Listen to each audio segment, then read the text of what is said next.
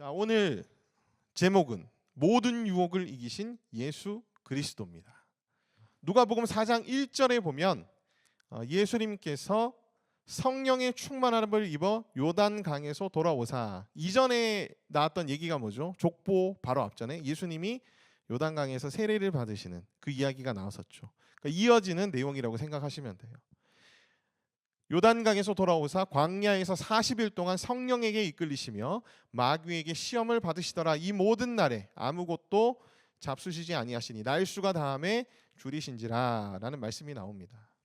자, 이 예수님이 마귀 사단에게 시험 받으시는, 유혹 받으시는 이 이야기도 마태복음과 누가복음과 그 다음에 마가복음이 조금씩 달라요. 그래서 오늘도 역시 사복음서에 좀 대조되는 내용들을 중점적으로 우리가 살펴보면서 누가는 왜 이것을 이렇게 기록했는지를 또한 나누도록 하겠습니다. 자, 이 사건을 다루고 있는 복음서들은요, 방금 전에 말씀드렸던 마태복음과 마가복음과 누가복음 세 성경인데요, 공통점들을 우리가 먼저 살펴보겠습니다. 자, 예수님을 시험하고 유혹한 존재는 누구일까? 누구로 2절 말씀에 등장하죠? 마귀에게 시험을 받으셨다. 사실 아주 중요한 내용은 아니지만 그래도 여러분들이 또 말씀을 연구하고 공부하시는 분들이니까 이 정도는 여러분들이 알고 넘어가면 좋겠다 해서 이제 사탄에 대한 명칭을 제가 좀 설명을 드리려고 합니다. 성경에서는 하나님과 대적하는 존재를 사탄이라고 표현하기도 하고 마귀라고도 표현하기도 해요. 이게 어떻게 다른지 살펴보고 싶은데요. 자, 사탄이라고 이제 우리가 한국어로 그렇게 부르는 명칭은 이제 히브리어를 어원으로 하고 있는 단어를 한국어로 바꿨을 때 우리가 이제 사탄이라고 그렇게 얘기를 합니다. 근데 헬라어로 이 하나님의 대적자가 되는 존재를 얘기할 때에는 헬라어로는 디아볼로스라는 단어인데, 이 단어를 우리가 한국어로 번역했었을 때는 마귀라는 단어를 써요. 그러니까 이제 명칭이 좀 다를 뿐인 거지 결국은 동일한 대상을 향한 이제 지칭이다라고 이제 여러분들이 생각하시면 됩니다. 사탄이라는 의미는 이제 대적자라는 의미고, 마귀는 고소고발자, 비방자, 회방자라는 뜻이에요. 이 마귀가 주로 신약 성경에서 많이 사용됐거든요. 왜냐하면은 신약 성경에서는 하나님에게 이 하나님의 자녀들, 죄악들을 참소하고 고소하는 자로 이 사탄이 등장하기 때문에, 그래서 고소고발자라는 뜻을 가지고 있는 디아블로스라는 단어를 이제 신약 성경에서는 많이 사용을 하는 편입니다. 사탄이라는 단어는 신구약에 두루두루 이제 사용되는 단어이기도 해요.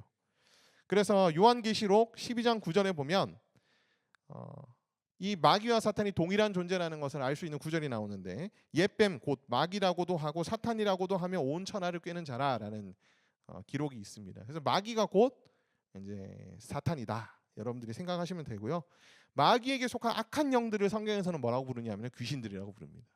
그래서 이런 명칭들의 차이를 여러분들이 아시고 이제 성경을 보시면 또 굉장히 성경이 재밌습니다. 자,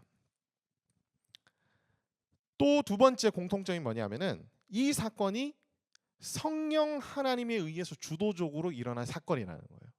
오늘 이제 1절 말씀에도 보면 성령에게 예수님께서 이끌리셔서 광야로 가셔서 마귀에게 시험을 받으셨다라고 그렇게 기록하고 있습니다. 그러니까 성령에게 이끌려서 광야에 도착했고, 성령에게 이끌려서 사단에게 시험 받으셨다, 유혹 받으셨다. 이끌리셨다는 얘기는 성령에게 수동적으로 이제 이끌리고 계시는 상태를 의미하거든요. 자, 이거는 무슨 교훈을 담고 있냐면은 성령님의 완전한 주권하에 이 사건들이 일어났다는 것을 의미해요. 사탄의 유혹 시험조차도 누구의 주권하에 일어난 일이다? 성령님의 주권하에 일어난 일이다.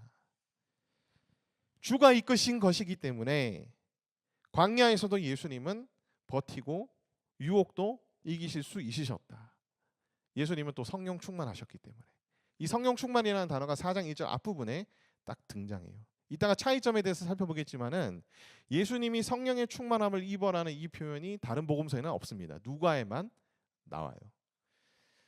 자, 성령께서 이끄셔서 예수님을 광야에 머물게 하시고, 단순히 머문 정도가 아니죠. 40일 동안 줄이실 정도였으면 거의 육체적으로는 죽기 직전의 상태까지 간 상황이잖아요. 그리고 성령께서 이끄셔서 사단의 이 시험과 유혹을 받도록 하신 목적이 또 있습니다. 자, 그것은 뭐냐면 마귀로부터 받은 시험을 통해서 철저하게 예수님이 하나님의 아들이심을 드러내기 위한 사건이 바로 이 예수님이 시험 받으신 사건이기 때문이에요. 그래서 성령님께서는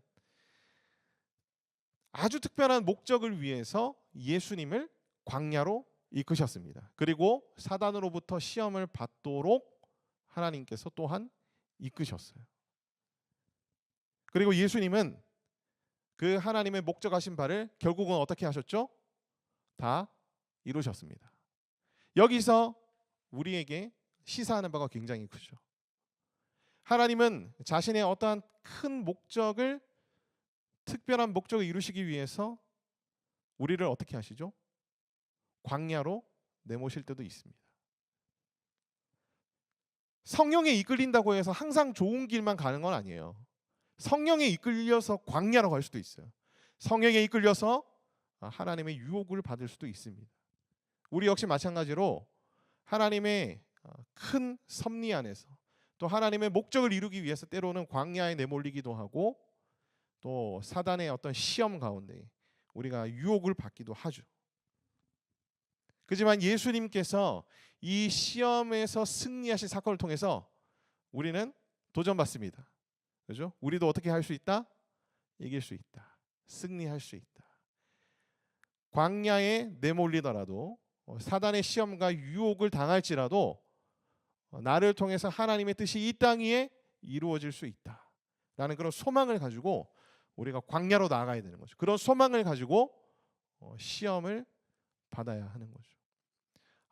또 유혹에 져서 죄 지을 것 같은데 나는 정말 어쩔 수 없는 존재거든. 이런 생각에 빠지지 말라는 거예요.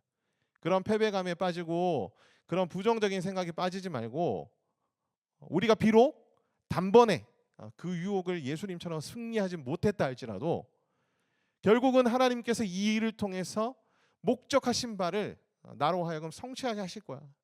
그런 어떤 긍정적이고 도전적인 어떤 방향으로 우리가 이 시험을 받아들이고 또 광야를 받아들이는 그런 은혜 주시기를 소망합니다.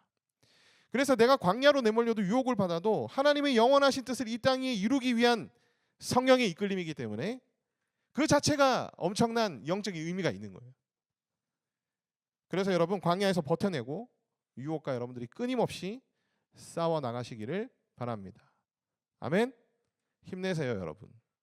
하나님께서 이끄셨고 하나님께서 함께 하실 겁니다. 자, 또 다른 교훈은 뭐냐면 이 세 개의 유혹 중에 두 개는 예수님이 하나님의 아들 되신과 이제 관련된 사건이다라는 것을 우리가 함께 살펴봤죠. 이 부분에 대해서는 뒤에 차이점을 나눌 때 좀 더 구체적으로 나누도록 하겠습니다. 자, 성령 하나님에 의해서 일어난 사건. 자, 근데 예수님께서 성령 충만하셔가지고 이 성령 하나님에 의해서 일어난 이 사단의 유혹을 어떻게 이기셨냐? 성령 충만하셔서 무엇으로 이기셨냐? 자, 모두 예수님은 기록된 하나님의 말씀, 성경을 인용하셔서 대답하시고 그 대답하신 성경의 말씀으로 사단의 유혹을 무찌르셨다. 누가복음의 세 번째 시험에서는 기록된 바라는 단어가 이제 빠져 있긴 하지만 그럼에도 불구하고 마태는 기록되었으니라는 단서를 달고 있고, 예수님의 대답도 신명기 6장 16절 말씀을 인용한 말씀이기 때문에 누가복음에 나오는 이 세 시험에 대한 예수님의 대답 모두 기록된 하나님의 성경 말씀으로 사단의 유혹을 이긴 것이다 라는 것을 여러분들이 꼭 기억하시길 바랍니다. 그래서 성령 하나님에 의해서 광야로 내몰렸거나 성령 하나님에 의해서 우리가 유혹받고 시험을 받게 된다면, 여러분, 우리는 성령 충만하여서 하나님의 말씀으로 또한 이 광야와 이 시험 공격 유혹을 이겨낼 수 있을 것이다. 그래서 이걸 여러분들이 뒤에도 계속 나오거든요. 여러분들이 꼭 기억하시면서 지금 여러분들의 삶과 여러분들의 고민과 여러분들의 문제들 가운데 이걸 대입해 보시길 바래요. 자, 차이점입니다. 공통점을 우리가 방금 전에 얘기를 했고 이제 차이점에 대해서 얘기를 할 텐데요. 제가 이거 표로 만드느라 굉장히 애를 먹었습니다. 뒤에 계속 표예요. 이게 도식화 시키는 게 참 쉽지는 않은데 그래도 하다 보니까 되게 재밌더라고요. 이 예수님의 시험에 대한 이야기를 저도 개인적으로 이렇게 깊이 있게 막 공부하고 파고 들어가고 한 적은 없었던 것 같은데 이번에 하면서 굉장히 나름대로 재미있고 아주 유익하고 또 은혜되는 시간이었습니다. 여러분들에게도 그런 시간이 됐으면 좋겠어요. 자, 다른 복음서들과의 차이점. 사건의 배치의 차이가 있어요. 마태복음은 예수님이 세례를 받으신 사건 이후에 예수님이 시험 받으신 사건을 이제 두고 있습니다. 마가복음은 마태복음과 동일하게 사건을 배치하고 있어요. 근데 누가복음은 마가복음과는 다르게 그 두 사건 사이에 누가는 예수님의 족보를 기록하고 있습니다. 그래서 뭔가 약간의 차이가 있죠. 자, 누가는 왜 이렇게 예수님의 족보를 예수님이 세례 받으신 사건과 예수님이 시험 받으신 사건 사이에 포함시켰는가? 지난 시간에 했던 내용의 연장선일 수 있지만 다시 말씀드리면 누가는 예수님이 하나님의 아들이심을 더 강조하기 위해서 예수님의 족보를 사이에 배치를 한 거죠. 세 사건 모두 예수님이 하나님의 아들이심을 드러내고 있는 사건이다. 직간접적으로. 그걸 여러분들이 기억하시면 되겠습니다. 근데 이 하나님의 아들이라는 명칭에 대해서 우리가 좀 더 배경적으로 이해할 필요가 있어요. 자, 하나님의 아들이란 단어. 우리가 이제 성경을 볼 때에는 그 시대로 들어가서 그 시대의 사람들의 입장에서 또 성경을 한번 생각해 보는 것이 중요하거든요. 자, 그러면 우리가 1세기의 로마 시대로 한번 돌아가 봅시다. 1세기에 내가 로마 시대의 시민이든지 노예이든지 뭔지 모르겠지만 그 당시에 그 지역에서 살아가고 있던 사람이라고 생각해 본다면 이 하나님의 아들이라는 단어를 듣는 즉시 로마 사람들이 떠올리는 인물이 있어요. 누구나 다 떠올리는 인물. 그 인물이 누구냐면 바로 로마 황제입니다. 로마 황제에게 로마 원로원에서 공식적으로 붙여둔 칭호가 뭐냐면 하나님의 아들입니다. 신의 아들이죠.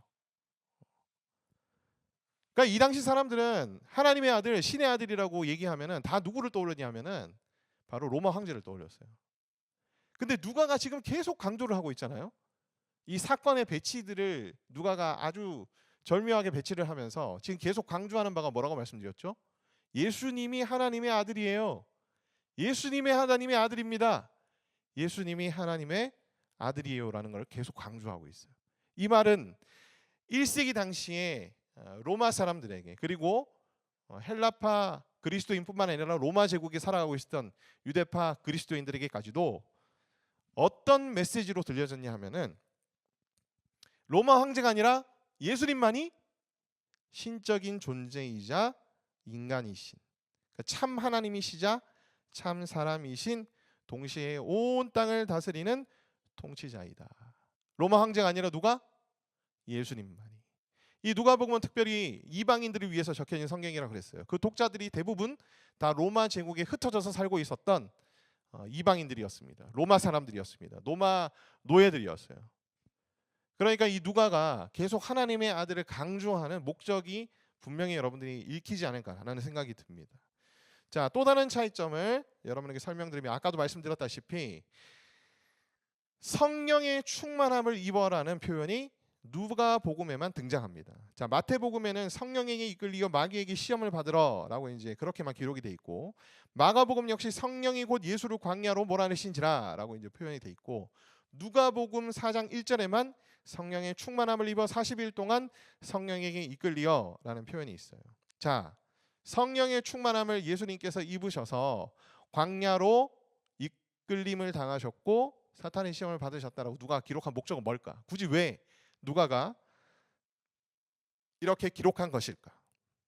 자, 이유는 두 가지가 있습니다. 첫 번째는 뭐냐면 사탄의 시험과 유혹을 이기는 비결 요인 중에 하나가 뭐라는 거예요? 성령 충만함이라는 것을 누가가 성도들에게 알려주고 싶었던 거죠. 우리는 끊임없이 사탄의 공격과 유혹 속에 노출되어 있고 때로는 사탄의 시험에 넘어가기도 하고 유혹을 당하기도 하고 이제 그렇게 하는 거죠. 근데 누가는 예수님처럼 이 사단의 유혹을 단번에 끊어내기 위해서는 우리가 간구해야 될 은혜가 무엇이냐, 간구해야 될 것이 무엇이냐, 바로 성령 충만이라는 겁니다. 성령 충만. 이 성령 충만은 계속해서 누가복음 1장부터 지금 반복해서 나오고 있는 것을 여러분들이 보실 수 있을 거예요. 이제 성령의 시대에 들어선 1세기의 교회들, 핍박과 박해 가운데 놓여져 있던 1세기 교회들, 성도들에게 이 성령 충만은 정말 하나님이 그들의 삶을 돌파할 수 있게 제시해준 거의 유일무이한 답 중에 하나다. 자, 두 번째로 이 성령 충만함을 누가 기록한 목적은 뭐냐면 지금 이 누가복음을 읽고 있는 독자들은 어떤 상태일까요? 극심한 핍박과 박해 속에 놓여져 있던 그리스도인이었습니다. 로마 제국의 전역에 흩어져서 땅굴을 파가지고 거기 거의 도시를 건설해서 살았을 정도로 핍박과 박해가 너무 심했던 그런 시기를 살았던 그리스도인이죠. 예수님도 성령에 이끌려 어떻게 됐다는 거죠? 광야로 내몰리셨어요. 그러니까 너희가 지금 당하고 있는 핍박과 박해는 너희를 향한 심판이나 저주가 아니라 뭐라는 거죠? 하나님의 특별한 목적을 이루기 위해서 성령이 이끈 거다 라는 것을 누가가 얘기해주고 있는 거죠. 극심한 핍박과 박해 가운데서도 예수님이 성령에 이끌려 광야에 내몰렸던 것처럼 너희도 지금 광야에 내몰린 상황인데 지금 너희가 해야 될 것은 무엇이다? 바로 성령 충만을 간구하는 것이다. 성령 충만을 덧입는 것이다 라는 것을 누가가 이 이야기를 통해서 1세기 그리스도인들에게 전하고 싶었던 거예요. 자, 그렇다면 어떻게 성령 충만할 수 있느냐? 이 충만함을 입어라는 단어는 가득 채워진 상태예요. 철저히 침투된 상태입니다. 완전히 사로잡힌 상태예요. 이것은 내가 나의 노력으로 할 수 있는 것이 아닙니다. 성령 충만은 하나님이 부어주시고 채워주셔야 가능한 거죠. 그래서 우리가 할 수 있는 건 뭐죠? 간구하는 거예요.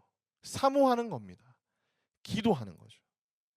여러분, 성령 충만이 여러분 기도에 가장 첫 번째 기도 제목이 되기를 소망합니다.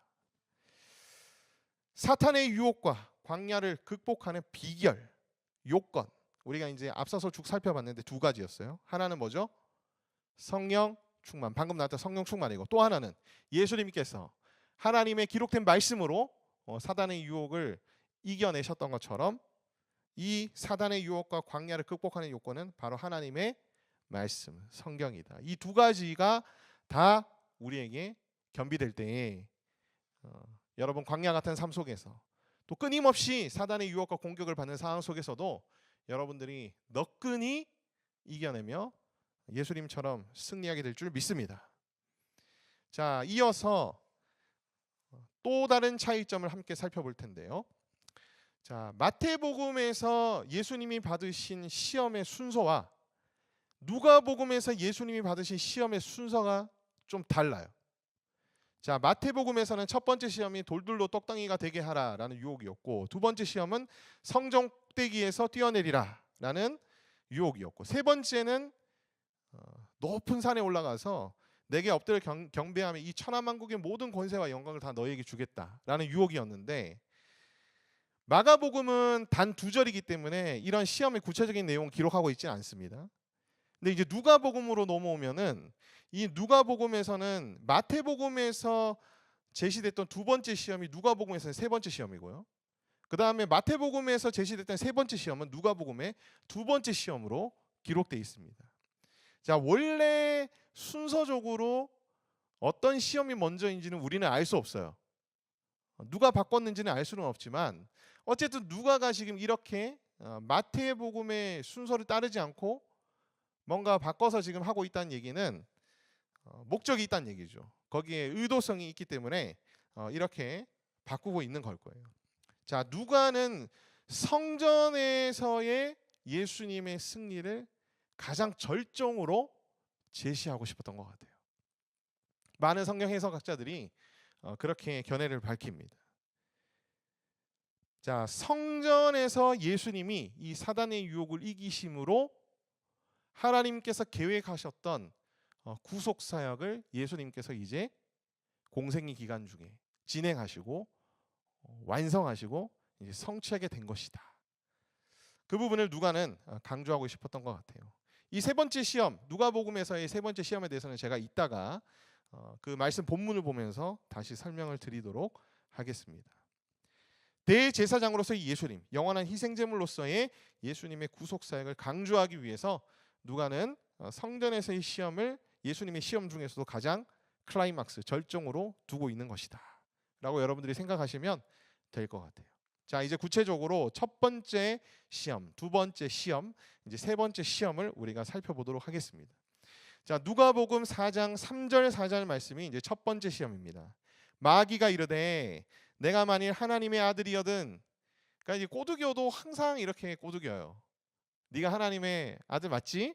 하나님의 아들이라면 너 이렇게 할 수 있잖아. 이렇게 해. 이렇게 얘기하는 거죠. 예수님은 지금 엄청 줄이신 상태입니다. 물론 예수님은 참 하나님이시지만 예수님은 또한 참 사람이기 때문에 그 줄이심은 우리가 느끼는 것과 똑같은 고통이었을 거예요. 그러한 예수님에게 다가가서 네가 하나님의 아들이니까 이 돌들을 명하여 떡이 되게 할 수 있지 않냐? 떡이 되게 해라. 그렇게 얘기합니다. 자, 이 사탄의 유혹, 이 시험들 세 가지가 이제 등장하는데 제가 이제 전체적으로 좀 말씀드리면 이 예수님이 받으신 세 가지 시험에 대한 여러 가지 해석들이 있어요. 뭐 어떤 분들은 첫 번째는 욕구에 대한 유혹이고 두 번째는 힘과 권력에 대한 유혹이고 세 번째는 성공과 교만에 대한 유혹이다. 어떤 분들은 육체적인 필요에 대한 유혹이고 두 번째는 이제 욕망에 대한 유혹이고 세 번째는 영적 믿음과 신뢰에 대한 유혹을 하고 있는 것이다. 이제 이렇게 견해를 밝히기도 하는데 저는 뭐 다 맞다고 생각합니다. 다 맞는 얘기예요. 다 맞는 얘기인데 오늘 이제 여러분과 함께 나눌 때에는 좀 더 좀 넓게 그리고 반복해서 지금 이 시험들이 다루고 있는 교훈들은 뭔지를 좀 집중적으로 보면서 일반적으로 해석하고 있는 것과는 조금 다른 관점에서 이 시험들을 우리가 살펴보기를 원해요. 자, 첫 번째 시험을 이제 우리가 하면서 제가 잠깐 전체적으로 말씀을 드렸는데, 자, 첫 번째 사단의 시험의 목적은 무엇일까요? 자, 일단 사탄이 하나님의 공급하심과 돌보심의 의무를 제기합니다. 그죠? 아니 하나님이 너의 공급과 필요를 다 채워주시는 분인데 너 왜 이렇게 먹지도 못하고 지금 40점 굶주려 있어. 그런 사단의 어떻게 보면은 꼬드김이 이제 여기 유혹 가운데 깔려 있는 거죠. 그러면서 야 너가 하나님의 아들이니까 이 돌들로 명하여 떡이 되게 해라. 그리고 먹고 주림을 채워라. 그렇게 얘기하는 거죠. 필요를 채우기 위해서 하나님을 의지하거나 바라보기를 그만둬라. 그리고 너의 힘과 능력을 의지하고 너의 뜻대로 해라. 라는 사단의 꼬드김이 이 사단의 워딩 속에 숨겨져 있는 거죠. 예수님의 대답을 살펴봐도 이 사단의 유혹이 뭔지를 우리가 충분히 추정해 볼 수 있습니다. 여기 누가복음에는 등장해 있지 않지만 기록되어 있지는 않지만 마태복음에는 보면요.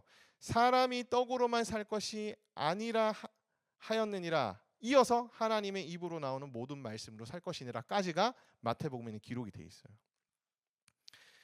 그러니까 예수님이 대답하신 걸 보면은 사단의 의도를 정확하게 간파하시고 대답한 것이기 때문에 반대로 이제 사단이 어떤 목적으로 지금 이 얘기를 하고 있는지 우리가 역으로 추적할 수 있겠죠.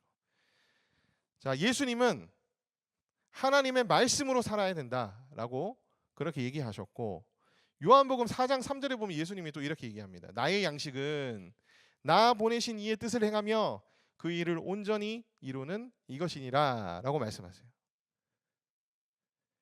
그러니까 예수님은 사단이 떡을 만들라고 이제 명령한 걸 가지고 어떻게 받아치셨냐면은 나는 하나님의 뜻을 행하고 그 일을 온전히 이루기를 원하기 때문에 너의 이 유혹에 나는 따르지 않을 거야. 나는 하나님의 말씀대로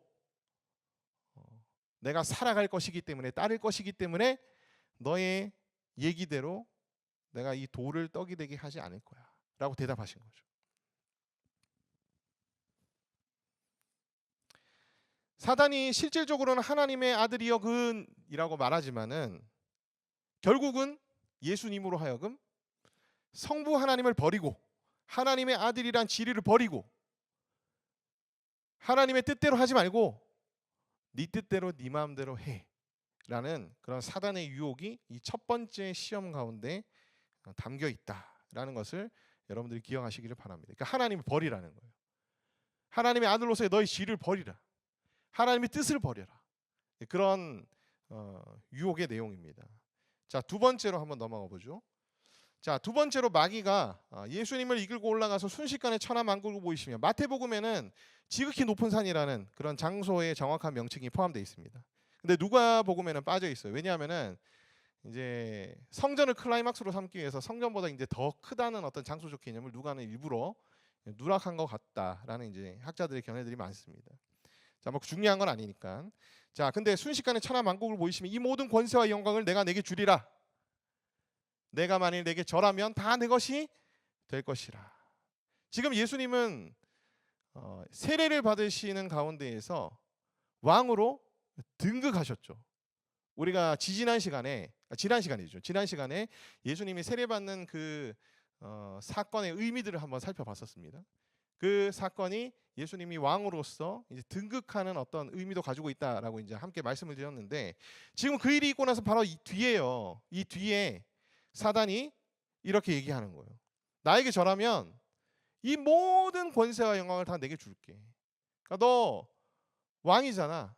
너 모든 우주를 통치하는 왕이잖아. 나한테 절하면 내가 바로 진짜 왕이 되게 해줄게. 이제 그런 얘기를 사단이 얘기하는 거예요. 왕으로서의 권력과 왕으로서의 지위를 신속히 이루도록 고통스러운 길을 포기하고, 십자가의 길이죠. 고통스러운 길 포기하고 확실하고 쉽게 너가 왕이 될 수 있게 내가 그렇게 해줄 테니까 나를 경배해. 그러니까 경배의 대상을 수종하라는 사탄의 유혹입니다. 너가 왕으로서 진짜 바로 지금 즉시 왕이 되기 위해서. 이건 역시 어떤 사탄의 유혹이 포함되어 있는 거죠? 하나님을 버리라는 거죠. 하나님을 버리라는 거죠. 하나님의 아들로서의 지위를 버리라는 그런 의미가 이 유혹 속에 담겨 있는 겁니다. 자, 9절부터 13절까지를 보겠습니다. 세 번째 사탄의 시험입니다. 자, 이제 성전 꼭대기로 갑니다. 하나님의 아들이여든 여기서 뛰어내리라 라고 하면서 10절 말씀을 보면, 기록되었을 때 하나님이 너를 위하여 그 사자들을 명하사 너를 지키게 하시리라 하였고, 또한 그들이 손으로 너를 받들어 내 발이 돌에 부딪히지 않게 하시리라 하였느니라. 실제로 이 사단이 얘기하고 있는 10절 11절 말씀은 시편 91편 11절 12절 말씀에 그대로 수록이 되어 있습니다. 그러니까 사탄이 이 시편 말씀을 인용해 가지고 지금 예수님을 유혹하고 있는 거죠. 그러니까 하나님이 자신의 아들을 보호하신다 그랬잖아. 하나님이 약속하셨잖아. 발끝도 부딪히지 않게 하시겠다고 얘기하셨잖아. 그러니까 한번 뛰어내려 봐. 너가 성전에서 뛰어내면, 성전은 여러분 예루살렘에서 제일 많은 사람들이 모이는 곳입니다. 그리고 가장 성경에 대해서 많이 아는 사람들, 그 다음에 신앙심이 투철한 사람들이 다 어디에 모여 있어요? 성전 주변에 다 모여 있어.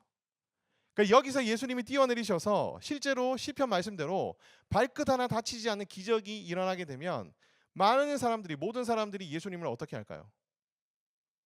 메시아로, 왕으로 그 즉시 인정을 하겠죠. 단박에 그 기적을 알아보고 너를 메시아로 영접할 수 있을 것이 아니냐. 그러니까 성전에서 뛰어내려. 그게 하나님이 너에게 맡기신 사명 아니냐. 그렇게 얘기하는 거죠. 근데 실제로 사단의 말이 맞나요? 그렇지 않죠. 예수님은 자신의 백성들을 구원하시기 위해서 모욕당하시고 침뱉음을 당하시고 십자가의 순환 가운데에서 모든 보혈을 쏟으시며 우리의 죄를 대신해 십자가에 달려 돌아가셔야만 하나님의 이 구속 사역을 완성하고 성취할 수 있잖아요. 그러니까 사단의 말은 틀린 겁니다. 사단이 이 유혹을 굳이 성전에서 한 이유가 있어요. 대제사장이신 예수님, 영원한 화목제물이 되시기 위해서 오신 예수님. 근데 그 예수님을 유혹하는 거예요. 너 그렇게 십자가에서 안 죽어도 돼. 그냥 여기서 뛰어내려가지고 시편 91편 말씀처럼 하나님이 기적적으로 너를 안 다치게 하시면 너 하나님의 뜻 성취할 수 있는 거야.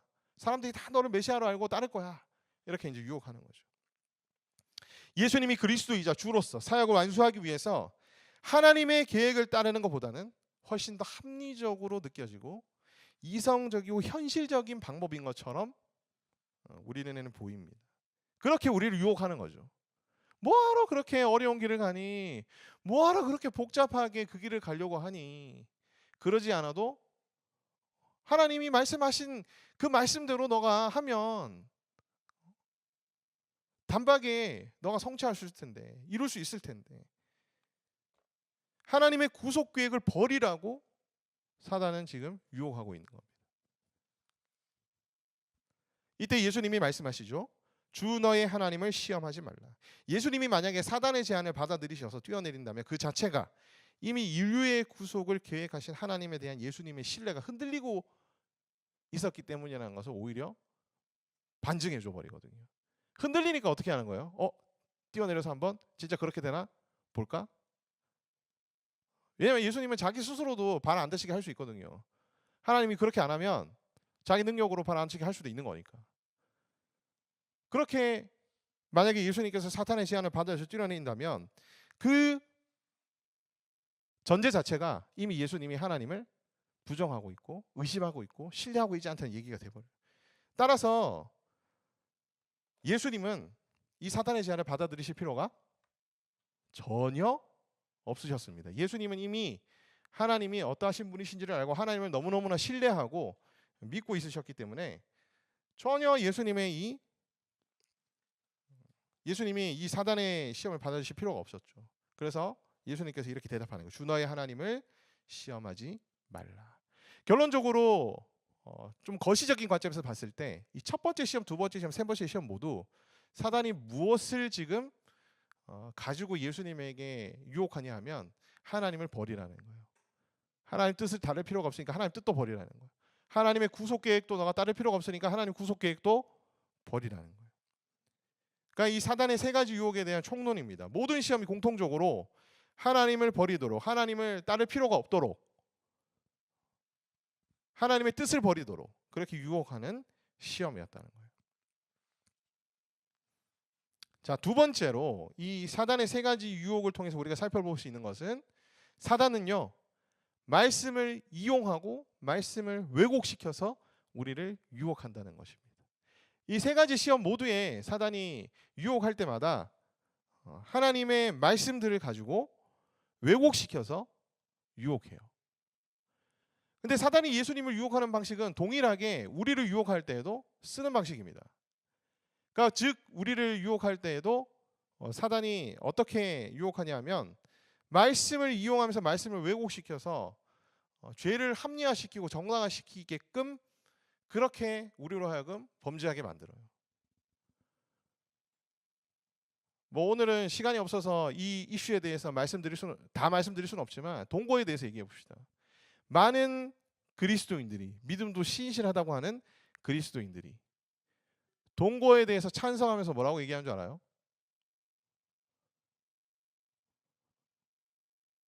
둘이 하나가 되는 것을 하나님이 짝지어 주신 걸 나눌 수 없기 때문에 그래서 나는 더욱더 이혼을 하지 않기 위해서 어떻게 한다는 거예요? 미리 살아보고 결혼하겠다는 거예요. 이게 더 성경적이지 않냐 이렇게 얘기해요. 무슨 말이야 방구야 그게. 말도 안 되는 소리지. 그러니까 하나님의 말씀을 왜곡해서 빙자 삼아 자신의 죄악들을 정당화시키는 그리스도인들이 굉장히 많습니다. 그런 그리스도인들 다 어떻게 하고 있는 거죠? 지금 사단의 유혹과 시험에 빠져 이미 당해 있는 거죠. 여러분, 말씀을 제대로 알고 있으셔야 되고요. 말씀을 자세히 알고 있으셔야 됩니다. 예수님은 인용된 말씀을 끄집어내서 사단의 공격에 즉시 정확한 답변으로 성경 구절 제시하셨죠. 마찬가지 우리도 성경에 대해서 자세히 알고 있어야 됩니다. 그리고 사단은 말씀을 왜곡시켜서 유혹하기 때문에 우리도 말씀을 올바로 해석할 수 있는 사람이 돼야 돼요. 이거는 목사님만 할 수 있는 역할이 아니라 여러분들도 다 하실 수 있습니다. 이미 여러분들이 여기 인스파이어에 나오는 것만으로도 어느 정도 우리가 그런 능력들을 지금 배양하고 있다고 여러분들이 생각하셔도 돼요. 그리고 말씀을 통시적인 관점으로 봐야 돼요. 이 구절만 딱 떼가지고 하는 게 아니라 이 구절과 관련된 다른 부분에 있어서 하나님은 어떻게 말씀하시고 그 교훈들 속에서 우리가 성경적 원리를 어떻게 정리해야 될까? 통시적인 관점에서 우리가 이제 성경을 바라볼 수 있어야 합니다. 자, 세 번째로 사탄의 유혹에 대한 총론은 뭐냐면은 23절 말씀을 한번 보세요. 왼쪽에 마귀가 모든 시험을 다한 후에 얼마 동안 떠나니라 라고 기록되어 있습니다. 여기 이제 얼마 동안은 다음에 때가 올 때까지 라는 뜻이에요. 그리고 누가는 이 때에 대해서 22장 53절에 이렇게 기록합니다. 물론 이제 예수님이 공생의 기간 중에 계속해서 사단의 공격을 받긴 하셨지만은 사단이 온 힘을 다해 총공격한 때, 이때 이후에 온 힘을 다해서 사단이 총공격한 때, 그때를 예수님께서 어떻게 말씀하시냐면은 이때가 내가 날마다 너희와 함께 성전에 있을 때에 내게 손을 대지 아니하노다. 그러나 이제는 너희 때요 어둠의 권세로다 하시더라. 그러니까 예수님이 겟세마네 동산에서 잡히실 때 이 말씀을 하셨거든요. 그러니까 이때 사단의 총 공격이 감행되고 있었는데, 그러니까 그때까지 이 사단은 간간히 예수님을 공격하긴 했지만 그렇게 총 공격을 하진 않았어. 그러니까 예수님 입장에서는 뭐 굳이 뭐 방어하지 않아도 될 정도의 아주 작은 공격이었겠죠. 근데 사단은 시험에서 졌다고 해서 포기하지 않습니다. 하나님의 사랑은 우리를 포기하지 않듯이 사단의 유혹도 우리를 포기하지 않습니다. 끝난 것 같죠? 아닙니다. 얼마 동안 잠깐 떠난 거예요. 조만간 또 총공격을 감행해 올 겁니다. 그걸 여러분들이 기억하셔야 돼요. 내가 사단의 공격을 한번 이겼다고 해서 더 이상 이제는 공격하지 않는다고 해서 안심하지 마세요. 자만하지 마세요. 자, 우리는 누구나 유혹을 받을 수 있습니다. 그러나 유혹에 당하지 않는 자가 되어야 되죠. 유혹에 당하지 않는 그런 여러분 되시기를 소망합니다. 아멘. 그래서 요한계시록에서는요, 7교회에 대해서 얘기하면서 구원받은 하나님의 백성들을 향해서 특별한 명칭을 씁니다. 어떤 명칭을 쓰냐면은 이기는 자라는 명칭을 써요. 이기는 자. 이건 너희가 이기게 되면 구원받는다는 그런 의미가 아닙니다. 그렇게 해석하면은 그 굉장히 비성경적인 해석이에요. 이 이기는 자는 하나님의 백성으로서 예수님을 자신의 구주로 믿은 구원받는 하나님의 백성들의 또 다른 명칭이 뭐냐면은 이기는 자입니다. 이기는 자. 그러니까 사단이 공격해도 사단이 무너뜨리려 해도 하나님께서 역사하시고 살아계시고 성령을 덧입어서 성령의 내주하심으로 결국은 이기게 되어 하나님의 나라, 영원한 나라에 거하게 될 하나님의 백성들을 향한 그 명칭 자체가 이기는 자. 여러분들 다 이기는 자입니다. 이기는 자예요. 이기는 자로 하나님께서 우리를 세워주셨으니 여러분들이 이 모든 사단의 공격과 유혹에서 광야에서 여러분들이 능히 이길 수 있기를 간절히 소망합니다. 자, 성부 하나님의 뜻을 온전히 따르기 위해 우리를 구원하시기 위해 사탄의 모든 시험과 유혹을 이기신 예수님을 우리가 이 시간 기억하며 기념하며 높이기를 원합니다. 성령에 이끌리는 삶도 광야와 시험, 유혹 가운데에 처할 수 있음을 인정하고 광야와 시험 가운데서도 성령 충만을 견지할 수 있는 은혜를 주옵소서. 광야와 시험을 통해서 하나님의 뜻을 온전하게 이루는 성령 충만한 그리스도의 제자 되게 하여 주옵소서. 하나님의 말씀을 더욱 깊고 자세히 알아가며 깨닫게 하시고 말씀의 은혜와 능력으로 모든 악한 권세를 이기게 하여 주옵소서. 우리 이 시간 함께 나눈 말씀들을 기억하면서 또 여러분들에게 찔림이 있었던 말씀들, 그 다음에 하나님이 감동을 주신 것들, 우리가 이 시간 마음속에 다시 한번 떠올리면서 하나님 앞에 기도하기를 원합니다.